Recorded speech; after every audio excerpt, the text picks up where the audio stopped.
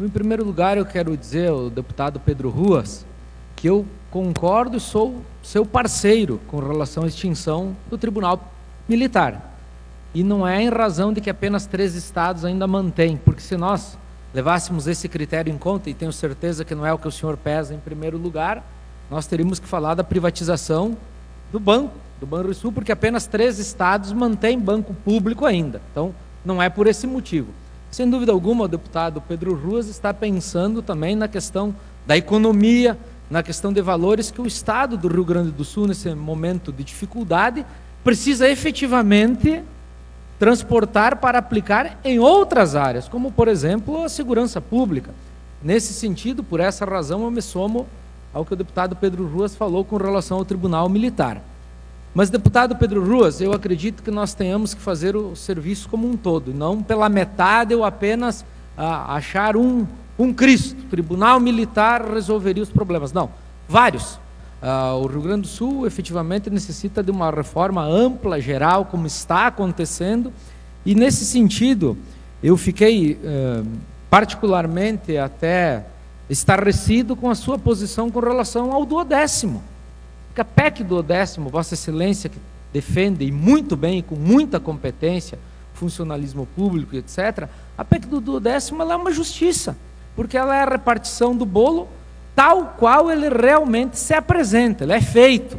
É o sacrifício que o nosso poder, o poder legislativo, que o poder judiciário, o Ministério Público, que o Tribunal de Contas e que a Defensoria Pública precisam fazer também nesse momento de apertado cinto no estado do Rio Grande do Sul.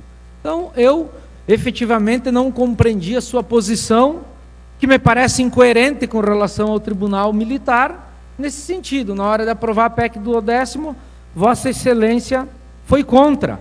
E eu tenho absoluta convicção que, como lhe conheço, que Vossa Excelência deve estar repensando esse tema. Eu tenho certeza que Vossa Excelência acompanhará a aprovação desse projeto, até porque há emendas, inclusive uma da deputada Anne, que nós subscrevemos, que colocam o Legislativo, um membro do Poder Legislativo e um do Judiciário, a fiscalizar para que exatamente venha aquilo que o Estado efetivamente arrecada. Mas há um outro projeto que está sendo muito pouco falado nessa casa e que eu gostaria de saber a oposição, especialmente dos deputados da oposição, porque é um tema que vai causar um tumulto danado, embora não cause prejuízo a ninguém.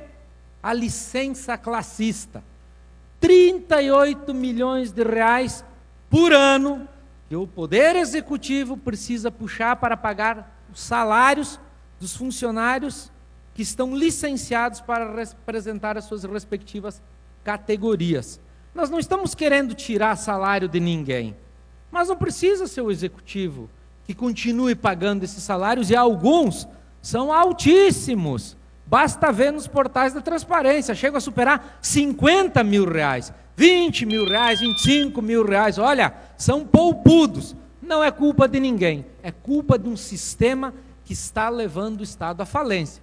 Mas eu gostaria de saber a posição dos deputados da esquerda, porque este projeto economizaria 38 milhões de reais e não prejudica ninguém.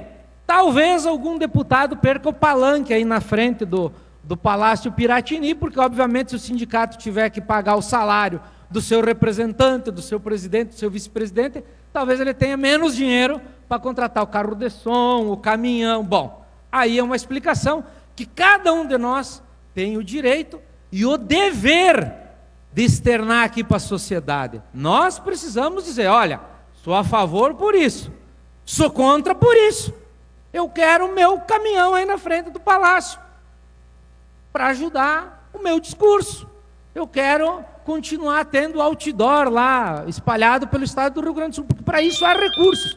Ou seja, sem dúvida alguma, os sindicatos e as entidades representantes das classes têm sim condições. E obviamente que dentro de um cenário de crise, terão até que eleger as prioridades. Bom, continua tendo 12 representantes, como em alguns casos tem, continuamos tendo 12 entidades numa única empresa pública, ou nós vamos ter que nos adequar?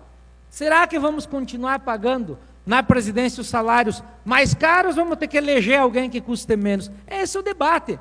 O sacrifício tem que ser dividido e tem que atingir a todos, inclusive os sindicatos e as entidades de representantes de classe, que eu tenho absoluto respeito, mas é óbvio que nós não podemos manter o executivo pagando essa fortuna por ano para alguns privilegiados.